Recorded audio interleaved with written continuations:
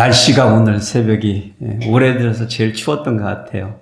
아침에 일어나서 운전하려고 하는데 유리창이 꽝꽝 얼어가지고, 그래서 얼음을 좀 녹이려고 물을 틀었더니 물이 안 나오더라고. 얼음이 얼어가지고요. 그래서, 오늘 1년 중에 가장 추운 날이었는데, 여러분들은 끄떡 없으셨던 것 같아요. 표정들 보니까 밝아 보이세요. 예배 함께 드리게 돼서 너무 참 행복합니다. 예배를 드릴 수 있는 참 이런 특권을 매주 저희들이 누릴 수 있다는 게 얼마나 감사한지 모릅니다. 우리들이 왜 살아야 합니까? 질문을 했었던 적이 있죠. 젊었을 때 이런 질문들을 우리 했었습니다. 그런데 살다 보니까 이 질문이 다시금 떠오르는 그런 시기가 한 번 더 있는 것 같아요. 60대를 지나고 7, 80대를 넘어가면서 사는 게 뭔가, 대체 인생이란 뭔가 하는 생각들을 다시금 하게 되는 그런 회오리의 바람과 같은 그런 시간들이 찾아온다고 그럽니다. 아직 저는 거쳐가지 않았으니까. 그러면 여러분들은 누군가 왜 사냐고 물으시면 어떻게 대답하시겠습니까? 김상용이라는 시인이 이렇게 노래했습니다. 나무로 창을 내겠소? 밭이 한참가리 괭이로 파고 호미론 풀을 매지요? 구름이 꼬인다 갈리 있어 새 노래는 공으로 들으랴오? 강내이가 있걸랑 함께와 자셔도 좋소. 왜 사냐건 웃지요? 이게 옛말로 쓰여서 좀 어렵게 느껴지는데, 그냥 왜 사냐고 누가 물으면 웃지요라고 이 시인은 말했습니다. 1902년에 태어나서 6.25 때 병사한 이 시인은 누가 그렇게 물어보면 답할 말이 없어서 멋쩍어서 그리 씨 웃겠다 말한 것 같이 여겨집니다. 그래서 저는 오늘 설교의 키워드를 헛웃음하고 이렇게 정해봤어요. 어이가 없어서 피식 웃는 웃음이라는 뜻이죠. 성경에서 그렇게 그저 웃던 사람이 있었죠. 기억나세요? 자식을 가질 수 없었던 사라가 하늘의 수많은 별들처럼 그녀에게 자손을 주시겠다는 하나님의 약속을 받았을 때 저 웃음, 헛웃음을 웃었습니다. 자기가 생각하는 것보다 더 크고 위대한 어떤 진실과 맞부딪혔을 때 어이가 없어서 피식 웃은 것입니다. 그런데 오늘 하나님께서 오늘 본문의 말씀 창세기 47장을 통해서 요셉이 총리의 자리에 앉았을 때에도 하나님의 뜻을 잊지 아니하고 살아간 이야기를 통해서 우리 독자들에게 새롭게 제시해주는 인생의 목적이 뭔지 오늘 저희들이 만나보려고 합니다. 살리는 것이라고. 살리는 것.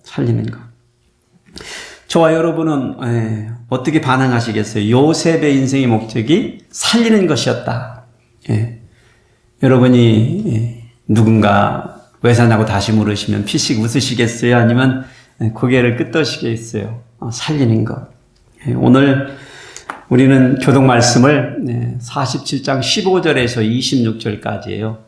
구절은 많지 않은데 좀 길어요, 보니까. 그래도 쭉 읽으시면서 내용이 많으니까 살면서 나는 왜 사는가라는 질문을 해본 적이 있다, 고심해 본 적이 있다 하시는 분이 먼저 읽으시고, 두 번째는 나는 살기 바빠서 그런 거 생각할 여유 없이 살아왔다, 그런 거 생각할 여유도 없이 바쁘게 살아왔다 하시는 분들이 두 번째로 읽으시면 되겠습니다. 시작. 애굽 땅과 가나안 땅에 돈이 떨어진지라 애굽 백성이 다 요셉에게 와서 이르되 돈이 떨어졌사오니 우리에게 먹을 거리를 주소서. 어찌 주 앞에서 죽으리까? 요셉이 이르되 너희의 가축을 내라. 돈이 떨어졌은즉 내가 너희의 가축과 바꾸어 주리라.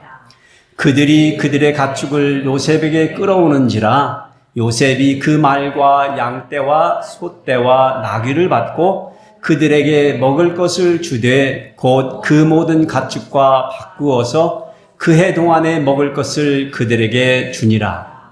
그 해가 다가고 새 해가 되매 무리가 요셉에게 와서 그에게 말하되 우리가 주께 숨기지 아니하나이다. 우리의 돈이 다하였고 우리의 가축대가 주께로 돌아갔사오니 주께 낼 것이 아무것도 남지 아니하고 우리의 몸과 토지뿐이라. 우리가 어찌 우리의 토지와 함께 주의 목전에 죽으리까? 우리 몸과 우리 토지를 먹을 것을 주고 사소서. 우리가 토지와 함께 바로의 종이 되리니 우리에게 종자를 주시면 우리가 살고 죽지 아니하며 토지도 황폐하게 되지 아니하리이다. 그러므로 요셉이 애굽의 모든 토지를 다 사서 바로에게 바치니 애굽의 모든 사람들이 기근에 시달려 각기 토지를 팔았습니다. 땅이 바로의 소유가 되니라. 요셉이 애굽 땅 이 끝에서 저 끝까지의 백성을 성읍들에 옮겼으나 제사장들의 토지는 사지 아니하였으나 제사장들은 바로에게서 녹을 받음이라. 바로가 주는 녹을 먹음으로 그들이 토지를 팔지 않음이었더라. 요셉이 백성에게 이르되 오늘 내가 바로를 위하여 너희 몸과 너희 토지를 샀노라. 여기 종자가 있으니 너희는 그 땅에 뿌리라.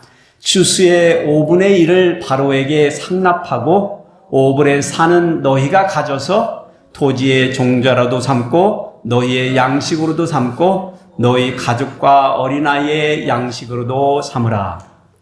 그들이 이르되 주께서 우리를 살리셨사오니 우리가 주께 은혜를 입고 바로의 종이 되겠나이다.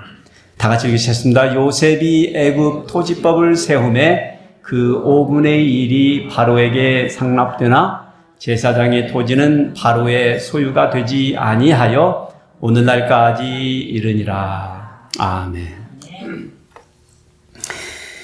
요셉이 총리로 세워지기 전에는 애굽은 강력한 형태의 군주제였던 것 같습니다. 바로라는 타이틀로 불려지던 왕이 다스리는 제국이었죠.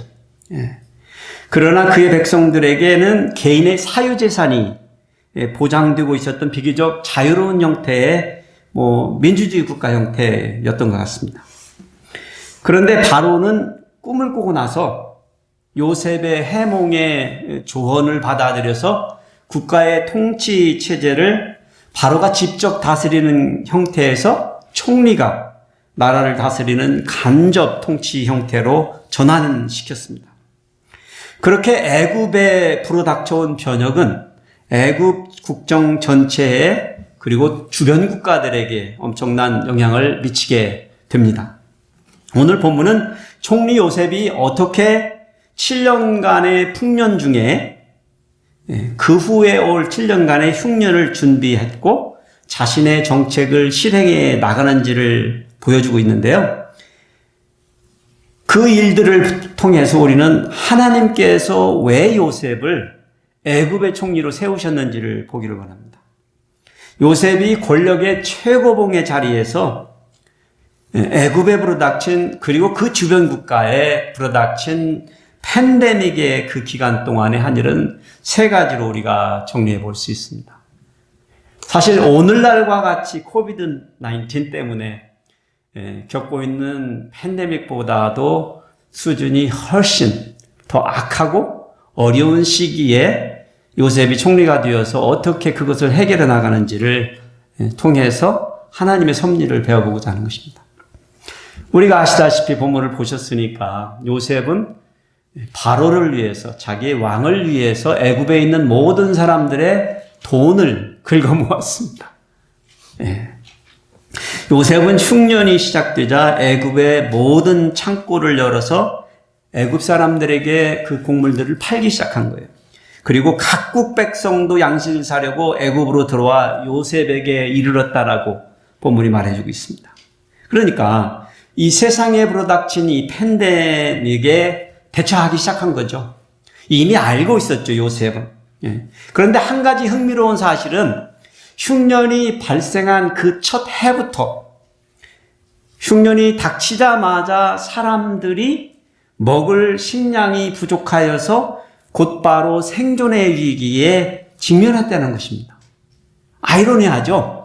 그 전에 7년간의 풍년이 있었는데 어찌된 일인지 흉년이 닥친 그 첫 해부터 사람들이 기근을 걱정하는 현실이었다라는 거예요. 여러분, 이게 바뀌었을까요? 오늘날에도? 바뀌지 않았습니다. 힘없고 돈 없는 사람들은 예나 지금이나 풍년 때문에 더 나아진 것이 하나도 없었습니다. 가나안에 살고 있던 요셉의 아버지 야곱의 식솔들도 흉년이 닥치니 그 고난이 곧바로 왔습니다. 그래서 야곱은 애굽에 식량이 있다라는 소문을 들은 거죠. 그래가지고 10 아들들을 불러 모아놓고 가가지고 애굽에 가서 식량을 사오도록 한 거예요. 베냐민은 어리니까 집에 남겨두고 10 아들들만 애굽에 보낸 겁니다. 그렇게 애굽에 내려온 이 야곱의 10 아들들이 우여곡절 끝에 어찌 된 일인지 제 생각에는 하나님의 인도하심이 분명히 있었던 것 같은데, 그들이 애굽의 총리인 요셉의 앞에 와서 엎드려서 절하며 식량을 구하게 된 것입니다. 형들은 자기들이 팔아먹은 동생을 알아보지 못했죠. 그런데 요셉은 자기 형들을 보자마자 알아봤습니다. 요셉은 그들을 보는 순간 어린 시절 자신의 꿈과 자신이 겪었던 모든 일들이 주마등처럼 스쳐갔을 것입니다. 그렇게 해서 요셉은요, 형들을 몇 번이나 시험을 하죠. 그런데 그것은 그 형들을 골탕 먹이려고 하는 것이나 아니면은 그들이 잘못한 것을 안갚음하려고 한 것은 아닌 듯합니다. 그들이 지난 과거의 자신들의 잘못을 후회하거나 반성할 수 있는 그런 기회를 만들어 주려고 했던 것 같습니다. 요셉의 계획대로 바로의 점치는 잔을 훔친 자로 결국 그 동생 베냐민이 걸렸을 때 유다가 이런 말을 하죠. 하나님의 종들의 죄악을 찾으셨으니, 하나님이 종들의 죄악을 찾으셨으니 우리와 이 잔이 발견된 자는 다 내 주의 노예가 되겠나이다. 이 말은 베냐민이 잔을 훔치다 거쳤는데 이게 요셉이 꾸며낸 일이잖아요. 그런데 유다가 하는 말은 하나님이 종들의 죄악을 찾으셨으니 우리 10 형제들과 베냐민까지 다 주의 종이 되겠다고 말하는 거예요. 사실은 걸린 사람이 베냐민이니까 베냐민만 바로의 종이 되면 되는 것이거든요. 그 여기에서 종들의 죄악은 훔치다 걸린 죄를 말하고 있는 게 아니었던 거예요. 무슨 죄를 말하고 있다고요? 그 전날에 그들이 자신의 형제 요셉을 향하여 베풀었던 못 잊고 살았던 거죠. 그들 스스로도. 그래서 그 종들의 죄악을 하나님께서 심판하신다, 지근해. 이렇게 생각했던 거예요. 그런 형들을 보면서 요셉이 정을 억제하지 못하고 바로의 궁전에서 그 궁중 안에 소리가 다 들릴 정도로 큰 소리로 울면서 당신들이 나를 이곳에 팔았다고 해서 근심하지 마소서. 하나님이 생명을 구원하시려고 나를 당신들보다 먼저 보내셨나이다 라고 말하는 겁니다. 이게 하나님의 뜻입니다. 나를 통해서 당신들을, 우리 가족들을 구하려고 그리한 것이다 라고 말하는 것처럼 들립니다. 자신이 이미 그들을 용서하였고 그 모든 것이 온 식구들을 살려주시려는 하나님의 뜻이다라고 알려준 거죠. 결국 요셉은 가나안에 살고 있던 자신의 아버지 야곱의 66명의 식솔들을 애굽으로 이민 오도록 하는 것이죠. 그래서 야곱과 66명의 그 식솔들이 애굽에 내려와서 흉년의 2번째 해, 그거는 요셉이 총리가 된 8번째 해입니다. 그렇게 해서 온 식구들이 애굽에서 이민 생활을 시작한 것입니다. 요셉은 아버지 야곱과 그의 5 형제들을 바로를 만나게 합니다. 바로가 그의 아버지와 형제를 보고 나서 그들이 직업이 목자인 것을 알고 나서 그들로 하여금 자신의 왕의 가축들을 치는 사람들로 임명을 하고 그들이 그리할 수 있는 땅을, 나일강 하류 삼각주에 있었던 아주 옥토의 땅을 고센 땅이라는 곳에 정착하도록 배려를 해줍니다. 그렇게 해서 야곱의 모든 식구들이 고센 땅에 정착하여서 애굽에서의 이민 생활을 시작한 거예요. 그러니 애굽에 불어닥친 이 흉년의 기간에 야곱의 식구 그들은 다 잘 살아갈 수 있게 된 것입니다. 그런데요, 애굽 나라 전체와 그 사방 나라의 모든 다른 사람들은 이 엄청난 흉년 가운데에서 세상은 황폐해졌고 사람들은 먹을 것이 없어서 기근에 허덕이고 있었습니다. 그렇죠? 그러니 우리가 생각할 때 요셉은 그 식솔들을 살리기 위해서 하나님이 미리 보내셨구나, 우리 생각만 하게 되는데, 그런데 하나님께서는 요셉을 애굽의 총리로 세우신 까닭은 자기 아버지와 그 식솔들 70여 명을 배불리 먹게 하기 위해서 세우신 것이 아니었습니다. 다시 말하면 그 식솔들을 배불리 먹게 하는 목적도 있었을 수 있지만 그 이외에 다른 계획을 가지고 계셨다라는 겁니다. 그것은 더 많은 사람을 살리기 위한 하나님의 섭리셨습니다.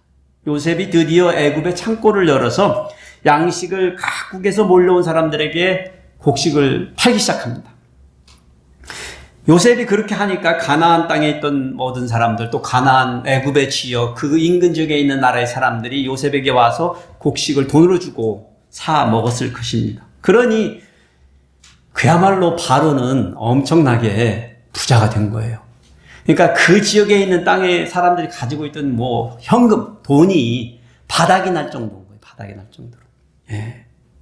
그러니 이 사람들이 그걸 다 사다가 먹었는데 그 해는 견뎠는데 이 흉년이 끝날 기미가 안 보이는 거예요. 예. 그래서 문제가 생긴 거예요. 문제가 이 사람들에게. 흉년이 2년이 지나도 3년이 지나도 4년이 지나도 5년이 지나도 하염없이 길어지고 있었던 거예요. 저희가 코비드-19 때문에 지금 몇 년째 고생하고 있습니까? 3년 지나가고 있죠. 얼마나 심각하죠? 예. 병으로 심각한데. 지금 이 사람들은요, 뭘로 지금 이렇게 고생하고 있어요? 먹을 게 없는 걸로. 상상을 해보십시오. 이거는 저희들이 겪는 이 팬데믹과는 비교가 안 되는 상황입니다. 이게 3년이었나요? 아니죠? 수중에는 돈을 다 써버린 거예요. 재정이 바닥이 나버리니까 더 이상 돈 주고 사 먹을 수 없었던 것이죠. 예. 사람들이 빈털터리가 된 것이죠. 이게 그러니까 없는 사람들, 돈이 없는 사람들이 태반이었을 것이고, 이제 돈이 있는 사람이 돈까지 다 써버렸으니 얼마나 엄청난 사건입니다. 그래서 요셉이 그래서 두 번째 일을 합니다. 예.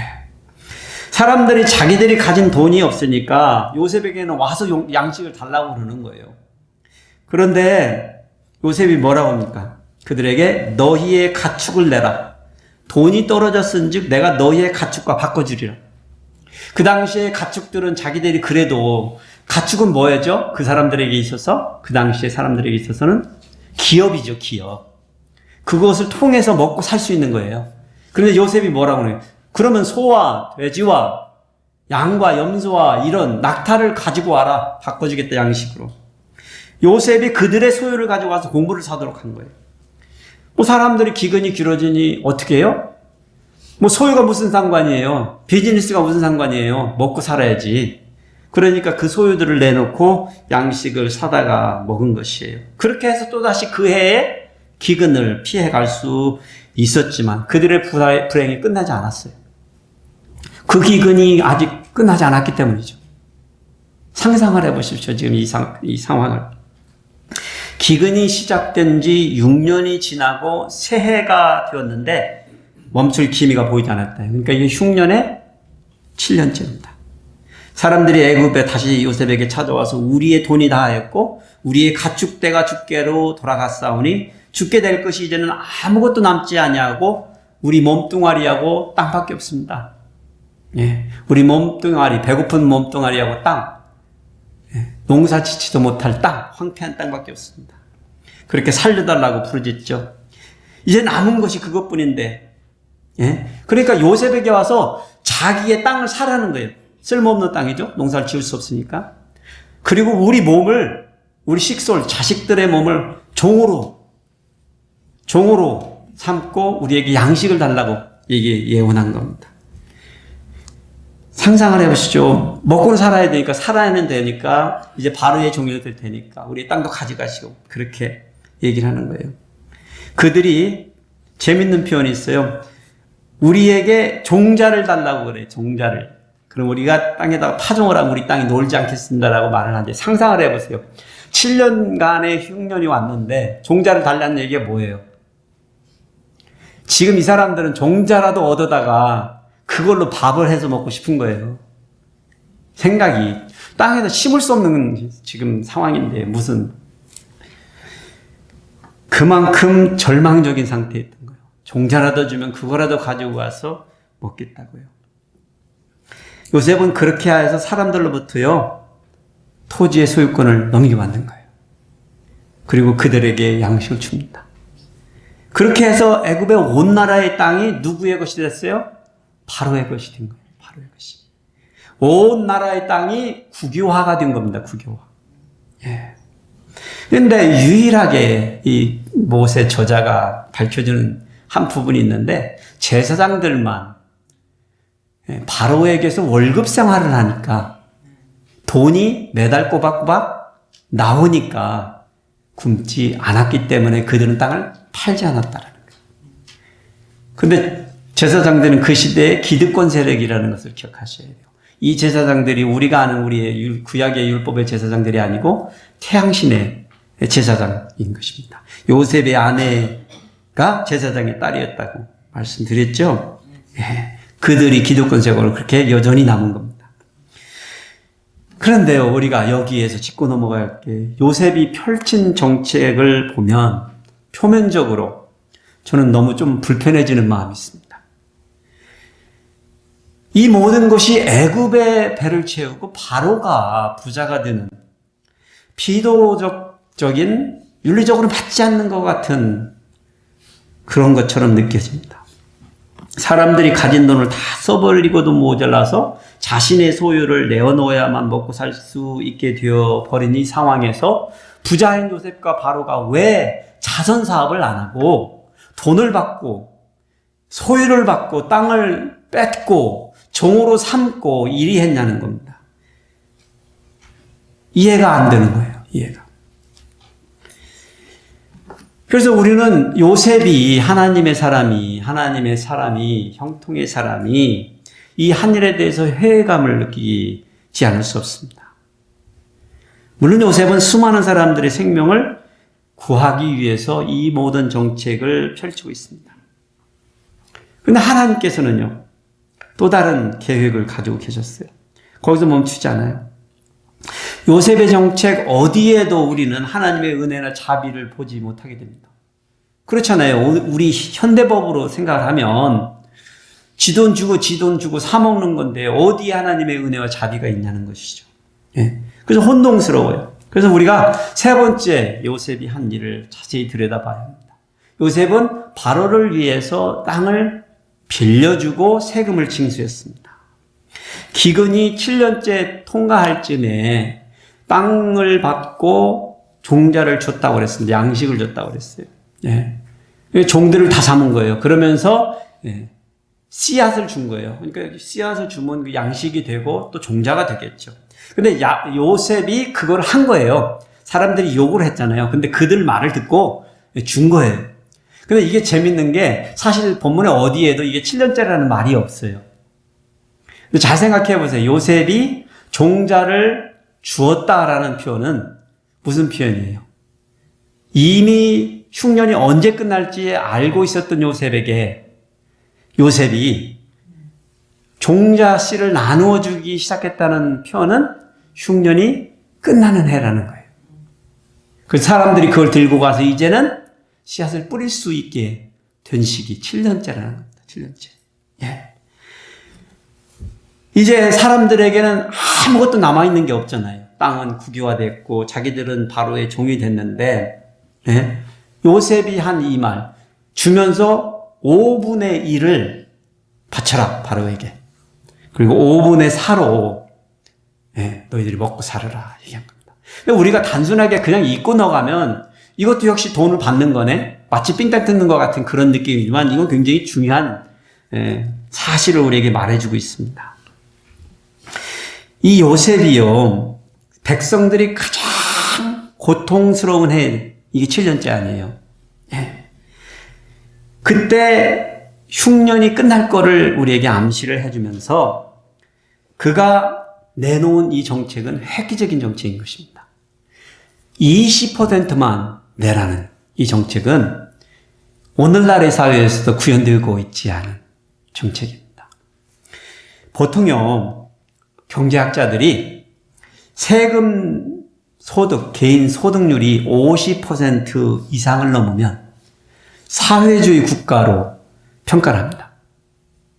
50% 세금을 이상을 내면.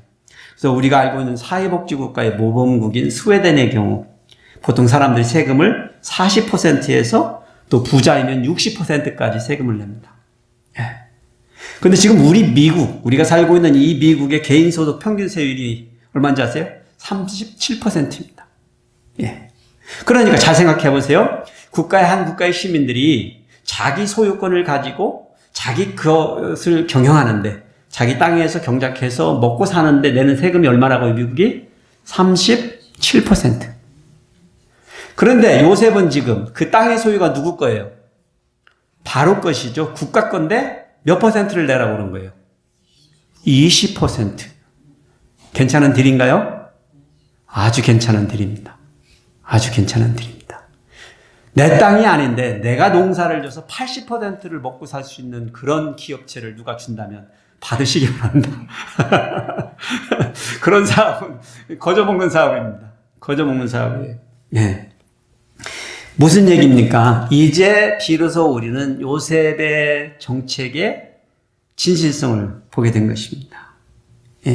국유화 시켜버렸고 모든 것을 다 빼앗아 버렸는데, 어떻게 생각하면 고리대금업자보다도 못한 사람들 같이, 그런 정책 같이 보이지만 결론적으로 모든 것이 소유화가 됐지만 사실은 그 땅들이 필요 없는 땅이었던 거예요. 사실은 가지고 있으면 뭐 할 거예요? 농사도 못 짓는데. 세금만 꼬박꼬박 내야 되잖아요. 사실은 아무 일도 할 수 없는 거. 여러분, 팬데믹 기간에 비즈니스 하시는 분들 어려웠던 일이 뭐예요? 장사는 안 되는데 렌트비는 계속 내야 되는 거 아니에요? 이런 상황에서 이런 조건을 내거는 총리가 있다면 획기적인 것인 거죠. 그래서 이게 바로 요셉이 애굽의 총리가 된 이유 중에 하나인 것이에요. 그들의 소유를 뺏고 뭘 준 거지요? 생명을 준 것입니다. 그들의 소유를 거두어 드리는 대신에 그들에게 뭘 줬다고요? 생명을 줬다고요. 여러분, 요셉의 아버지 야곱이요, 애굽에서 17년간을 삽니다. 그러다가 이제 돌아가셨어요, 나중에. 야곱의 아들들이 아버지가 돌아가니까 요셉에게 또 한 짓이 잘못된 게 아직도 그 망령이 있는 거예요.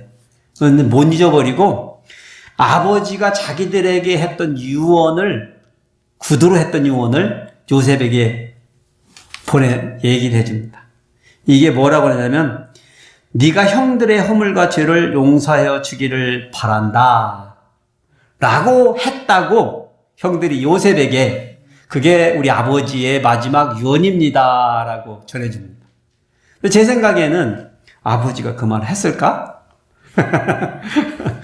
그러니 그 말을 들은 요셉이 참 힘들죠. 자기는 이미 용서해주고 그렇게 누누이 잘해줬는데도 아직도 형들이, 그러니까 이렇게 얘기해요. 50장 20절에 보면 형님들은 나를 해치려고 했지만 하나님은 오히려 그것을 선하게 바꾸셔서 오늘과 같이 수많은 사람의 생명을 구원하셨습니다. 요셉은 자기가 총리가 된 이유를 알고 있었다, 모르고 있었다? 알고 있었습니다. 그렇습니다. 요셉의 정책은 인간의 어떠한 소유, 돈, 땅, 신분, 명예보다도 더 고귀한 게 뭐라고요? 생명이라는 것을 알게 해주고 그 생명을 구한 것입니다. 여러분, 이 세상의 모든 소유가 아무리 중요하고 가치 있고 좋아 보여도 여러분의 생명보다 귀한 것은 아무것도 없습니다. 그래서 저나 여러분이 이들이 거쳐갔던 현실에 부딪힌다면 여러분들의 소유를 내놓으실까요? 안 내놓으실까요? 안 내놓으시면 어떻게 되죠? 굶어 죽는 거죠. 그런 사람들도 있긴 있더라고요. 아파트에서 그냥 굶어 죽고 라면 끓여 먹다 나무 떨어지니까 그렇게 굶어 죽는. 현대판의 뉴스예요. 몇 년 전에 들었던 기억이 나요. 네. 그런 선택할 수도 있죠, 사람들이. 나가서 구걸하기는 싫으니까 그냥 굶어 죽겠다고 죽을 수도 있겠죠. 네. 우리는 우리의 몸을 종으로 팔 수 있을까요, 없을까요? 대부분 제가 딱 보니까 파실 것 같아. 3주 전에 홈레스가 우리 집에 왔어요. 예. 먹을 거 주고 돈 좀 주는데 내가 아무 일이나 하겠다라고 저에게 말을 하는데 그거 뭐가 달라요? 뭐가 달라요? 아무 일이나 시켜달라고. 아무 일이나 시켜달라고. 한두 사람이 아니에요. 예. 요거 살면서 몇 사람 거쳐갔어요. 예. 무슨 얘기예요? 저희들이요, 날마다 오늘 또 내일 또 우리가 열심히 일하실 거예요, 여러분. 사업하시고. 그런데 잊지 마셔야 돼요. 이 모든 것을 가지려고 하는 이유는 무엇 때문에? 생명 때문이라는 거예요. 예, 생명 때문에. 그러니까 우리가 생각할 때 요셉이 그 모든 소유를 빼앗았으니까 악하다. 기본적인 개념으로 보면 그렇게 윤리적으로 생각이 되어지지만 사실은 그렇지가 않았다는 거예요. 물론 사회주의의, 공산주의의 국가가 이런 이념 속에서 만들어진 건 사실입니다. 그런데 우리가 알아야 될 것은 이것은 팬데믹 상황에서 벌어진 거라는 거예요. 예, 팬데믹 상황에서. 이 팬데믹 기간에 코비드-19 상황에서 미국이 한 일은 뭐예요? 이 국가의 모든 체제와 그 정책들이 사회주의가 할 수 있는 일들을 해나간 거예요. 똑같은 현상입니다, 사실은. 돈을 막 쥐고 나눠줬잖아요. 여러분이나 저도 받아서 잘 썼지만. 다 공짜인 줄 아시지만 절대 공짜 아닙니다, 이 나라는. 예, 예. 요셉의 정책이 훨씬 더 나은 정책입니다. 예. 인플레이션이 올랐고 우리는 가스값을 2배로 내고 살고 있습니다. 예. 예. 여러분, 우리가 기억할 것이 있습니다. 이 세상에요. 그러나 우리 목숨, 이 육신의 목숨보다 더 중요한 것이 우리에게는 지금 없지만, 그런데 오늘 이 요셉 총리의 모습을 통해서 우리 신학의 성도들이 깨달아야 될 영적인 비밀 한 가지가 더 있습니다. 그것은 뭐냐면 이 세상에 내 목숨과 다른 사람의 생명을 구하는 것보다 더 귀한 것은 없습니다. 그런데 그것보다 더 위대한 목적이 있다는 거예요. 사명이 있다는 거예요. 예, 우리들에게는. 예, 많은 사람들과 민족과 종족의 국가에게 뭘 주는 거예요? 뭘 주는 거예요? 영원히 살 수 있는 것을 전파하는 거예요. 예. 아니, 여기에서 살다가는 120년의 삶도 이렇게 소중한데 영원히 살 수 있는 생명을 주는 것이 여러분 더 위대한 일이 되겠지요. 예. 창세기 저자 모세가 우리 독자들에게 깨닫기를 원하는 것은요, 사람의 육신의 목숨을 구하는 일보다 더 고귀한 사명을 가지고 오실 이가 있다는 사실입니다. 그래서 요셉의 인생은 사실은 오실 예수 그리스도에 대한 예표, 영적인 그림입니다. 그분은 이 세상에서 영원히 살 수 있는 유일한 양식 되시는 하나님이시죠. 예, 메시아십니다.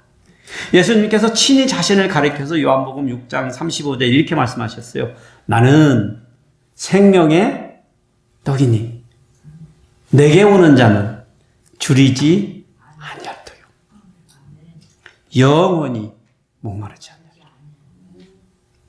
그러니 그분을 세상 사람들에게, 모든 민족에게 제공하는 일, 소개하는 일, 이 일처럼 고상스러운 인생에서 왜 사냐고 물으면 피식 웃으면 아니 되는 거예요, 우리 성도들은. 적어도 우리는 살리는 일을 위해서 이 세상을 산다라고 대답할 수 있습니다. 영생을 주는 일이 아니면 최소한 요셉이 한 일처럼 누군가를 목숨을 구해주는 일을 여러분의 인생의 목표로 삼는다면 열정이 생기고 용기가 생기고 살고 싶은 마음이 더더욱 생길 것이라고 저는 생각합니다. 그런데 우리들에게는 그것보다 더 고귀한 사명이 주어졌습니다. 가서 모든 민족으로 제자를 삼아서 침례를 주고 그렇게 살라라고 말씀해 주셨잖아요. 누군가에게 영원히 살 수 있는 이 생명을 주는 일보다 고귀한 일입니다. 저는 하나님께서 왜 여러분들을 아직도 살고 있게 하시는지 모르겠지만 제가 한번 짐작을 해보면 이 남은 생을 통해서 어떻게 해서라도 나를 통해서 한 영혼이라도 영원히 살 수 있게 된다면 행여 그 삶은 가치가 있는 것이죠. 한 영혼이라도 구한다면 앞으로 내가 살 100년의 삶이라도 30년의 삶이라도 50년의 삶이라도 5년의 삶이라도 1년의 삶이라도 장담할 수 없는 인생이잖아요. 그래도 가치 있는 인생이라는 거예요. 요셉이 그 수많은 사람들의 이 육신의 목숨을 구해서 멋있는 사람인데 우리 성도들에게는 영원한 생명을 구하는 일에 동참하시기를 우리 하나님께서 원하셨다는 거예요. 이 애굽의 총리의 자리에 앉았던 요셉이 그랬다는 거예요. 저와 여러분에게 어떠한 자리를 주셨습니다. 뭐 총리의 자리에는 아직 그것보다 높은 분 여기 안 계시죠? 네. 한 나라의 2인자까지는 아니지만 저와 여러분에게도 위치가 있습니다. 네. 그리고 그 위치에서의 포지션 파워가 있어요. 무엇보다도 여러분과 저는 부모죠. 자식이죠. 네. 성도죠. 집사, 권사, 장로, 목사, 죠. 그리고 여러분에게 주어진 신분이 있죠. 그것이 의미하는 바는 모든 것이 내 위치잖아요. 그 자리에 앉았을 때에도 요셉이 우리에게 멋있는 사람인 것은 지난주부터 쭉 그 뒤로 3주를 뒤로 가보면 요셉이 멋있는 사람은 그가 구덩이에 떨어졌을 때에도 보디발의 종으로 팔려갔을 때에도 죄수로 오인받아서 감옥에 갇혔을 때에도 그가 하나님과 함께하는 삶을 선택했기 때문이라고, 그래서 형통한 사람이라고 저희들이 배웠습니다. 요셉이 총리가 돼서 형통한 사람이 된 게 아니에요. 그가 형통한 사람이 된 것은 총리가 되어서도 하나님의 뜻을 잊지 않아서입니다. 저와 여러분도 마찬가지일 것 같아요. 여러분들이 이 팬데믹 기간에 살아남으셨다면, 성공하셨다라면, 건강하셨다라면, 뭔가를 새롭게 하실 수 있는 조건이 만들어졌다라면, 무엇을 위해서일까요? 그저 우찌어가 아니고 우리가 이 세상을 향하여 나는 생명을 살리는 사명을 가지고 이 땅에서 이 일을 감당하는구나. 정치하는 사람들이 그런 고민을 할까요, 안 할까요? 할 거라고 저는 생각합니다. 해야 된다고 생각합니다. 우리 믿는 사람들이 해야 될까요, 안 해야 될까요? 해야 된다고 생각합니다. 우리 성도들이 하루하루를 사는 게 따분하고 지루하고 힘들어질 수도 있습니다. 하지만 우리가 생각할 것은 우리에게 주어진 이 호흡의 기간들은 영원한 생명으로 사람을 살리는 이 사명을 하나님께서 주셨기에 그 뜻을 이루어드리기 위한 시간들이라는 것을 기억하시고, 그렇게 우리 소노마 교회 성도님들은 늘 전도자의 삶을 사실 수 있도록 축복해드립니다.